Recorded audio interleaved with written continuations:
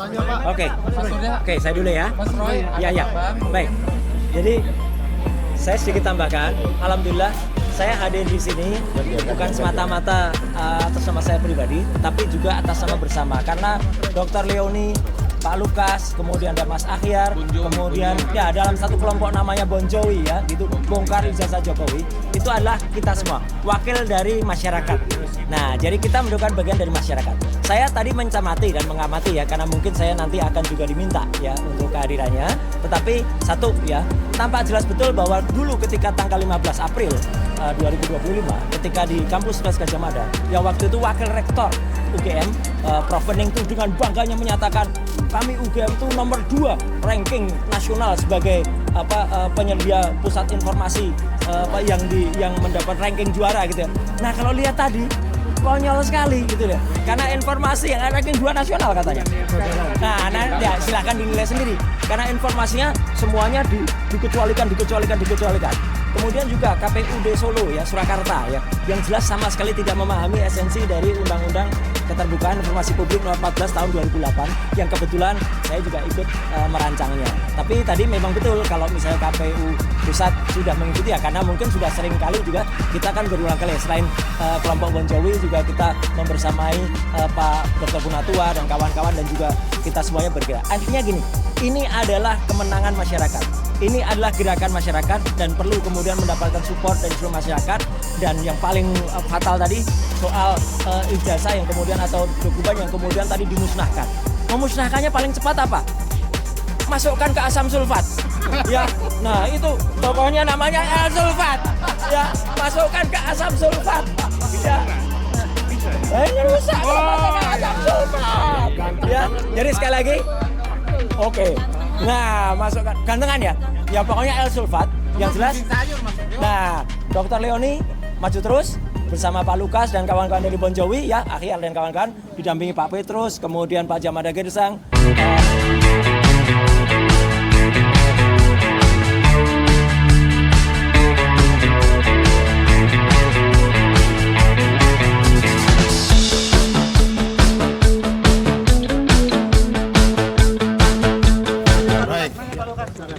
Jadi tadi seperti dikatakan Ibu Leoni tadi, suasana persidangan sangat bagus dan nampak jelas Komisi Informasi Pusat tidak tersandera dalam kasus keinginan masyarakat untuk membongkar dugaan ijazah palsu Jokowi.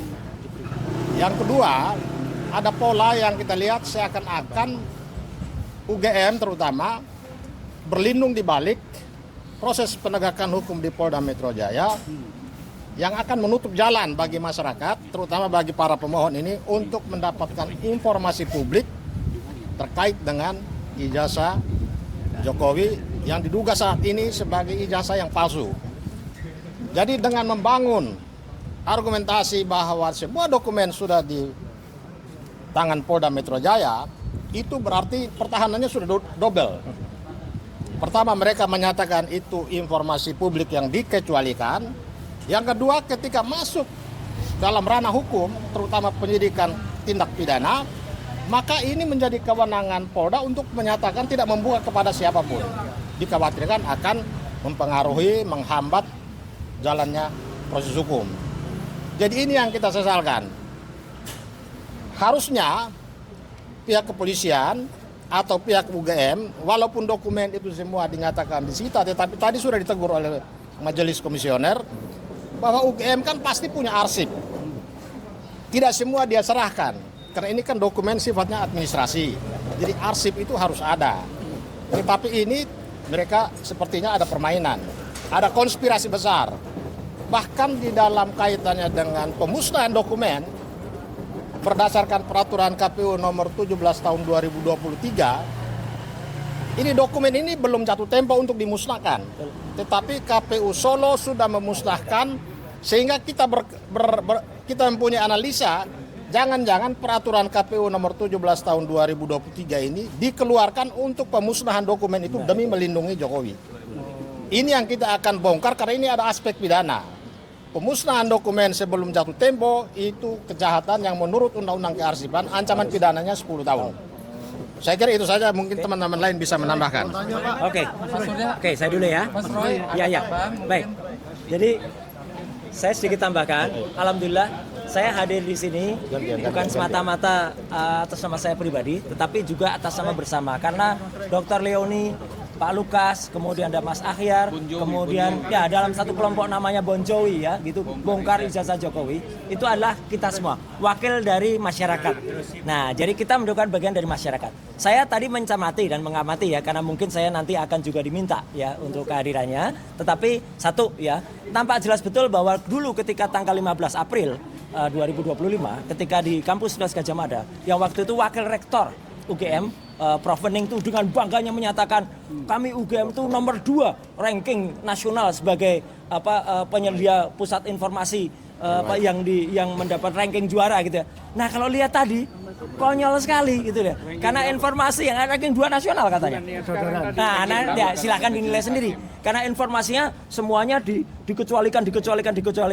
Kemudian juga KPUD Solo ya, Surakarta ya, yang jelas sama sekali tidak memahami esensi dari Undang-Undang Keterbukaan Informasi Publik Nomor 14 Tahun 2008 yang kebetulan saya juga ikut merancangnya. Tapi tadi memang betul kalau misalnya KPU pusat sudah mengikuti ya, karena mungkin sudah sering kali juga kita kan berulang kali ya, selain kelompok Bon Jovi juga kita membersamai Pak Dr. Punatua dan kawan-kawan, dan juga kita semuanya bergerak. Artinya gini, ini adalah kemenangan masyarakat. Ini adalah gerakan masyarakat dan perlu kemudian mendapatkan support dari seluruh masyarakat.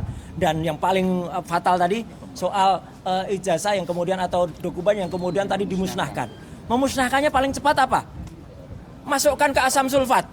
Ya, nah itu tokohnya namanya El Sulfat. Ya, masukkan ke asam sulfat. Bisa ya? Ini rusak kalau masukkan asam sulfat. Ya, jadi sekali lagi. Oke. Nah, masukkan gantengan ya. Ya pokoknya El Sulfat yang jelas. Nah, Dr. Leoni maju terus bersama Pak Lukas dan kawan-kawan dari Bon Jovi ya, Akhyar dan kawan-kawan, didampingi Pak Petrus, kemudian Pak Jamada Girsang, kemudian apa namanya ya Pak Petrus dan semuanya Pak Zam dan semuanya ya. Pokoknya saya hadir untuk membersamai karena kita adalah satu adalah kita. Terima kasih. Jadi pembandingnya ya, saya kasih tahu pembandingnya. Ya. Tahun 1861 ada Abraham Lincoln. Nah, itu. Sampai detik ini Abraham Lincoln tahun 1861 masih tetap ada terpampang. Berkas-berkasnya juga Ya, masih ada. termasuk juga kasus Obama. Ya. Kasus Obama disinyalir oleh Donald Trump tentang kelahirannya. Nah, ada. Ya, ternyata begitu dicek, udah 20 tahun hampir, ada itu. Lah ini kalau baru 1 tahun ternyata dimusnahkan, berarti ada indikasi permainan jahat di sini. Dan saya mendorong rekan-rekan untuk melakukan proses pidana berdasar pasal 86 Undang-Undang 43 tahun 2009 soal pemusnahan kearsipan. Ancaman pidananya 10 tahun. Ingat loh, ancaman pidananya 10 tahun dan bisa dilaporkan secara pidana. Karena arsip ini sudah dinyatakan di dalam sidang benar dimusnahkan. Kira-kira demikian. Ya, nih sertifikat of birth-nya Obama. Tuh. Iya. Oh. Akte kelahirannya itu Ada. kelahiran Obama. Ya, dibuktikan langsung ya. Ini dipersoalkan oleh Donald Trump loh ya, bukan orang sembarangan, tapi dibuktikan ada. Ada. Nah gini, Nah, ini yang mempersoalkan sekarang rakyat. Ya. teman-teman, kesimpulannya ya, jadi kita masih ada sidang berikutnya, Siap. gitu ya. 2 minggu lagi, ada yang menarik tuh. Majelis memerintahkan, wajib sifatnya, UGM membawa 20 dokumen yang dimintakan pemohon. Termasuk dalamnya adalah salinan jasa, KHS, KS, KRS, SOP. Nah ini yang menarik. Masa UGM sampai sekarang tidak punya SOP? Scan. Jadi saya kira itu Kalau nggak dibawa gimana Pak? Oh iya, Tidak boleh. perintah. Tidak menghormati. Itu. Dan kemudian Surakarta itu dia masih ada proses mediasi nanti, tapi yang menarik adalah soal menghanguskan atau menghilangkan itu barang bukti, Bro. Berarti Iya, selesai. KPU Surakarta bisa dipidanakan dong. Semua termasuk pusat. Bisa. Satu rangkaian itu. Oke, terima kasih. Satu rangkaian. Ada satu lagi. Dasarnya ada ya. Dasarnya ada ya. Bang Andi simpulkan dulu. Oke.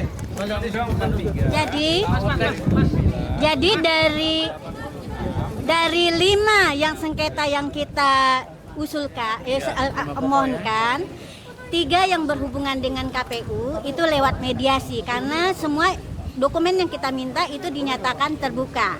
Lalu yang dilanjutkan dengan adjudifikasi adalah UGM dengan tadi disimpulkan apa yang dilakukan. Lalu dengan Polda kami harus melakukan lewat putusan sela di mana nanti kami juga akan melakukan permohonan ulang. Dan saya perkenalkan ini termasuk penerima kuasa kami dari generasi muda. Saya berharap nanti bahwa hal seperti ini tidak terjadi lagi. Ini perkenalkan Rere. Ya Mbak Rere. Ya. Gimana setelah melihat sidang tadi, harapan Mbak Rere gimana ini tentang Gen Z ya, perkembangan kasus ijazah Jokowi? Harapan saya semoga para instansi bisa memberikan informasi yang kami minta karena keterbukaan informasi di zaman sekarang merupakan satu hal yang penting gitu. Agar nantinya para generasi muda dapat mengetahui informasi yang sebenar-benarnya.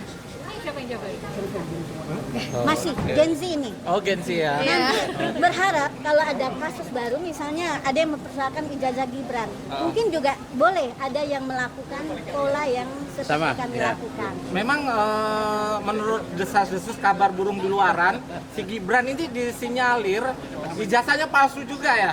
Itu saya nggak bisa jawab, tapi lakukan Menurut generasi Gen Z gimana nih dengan keadaan?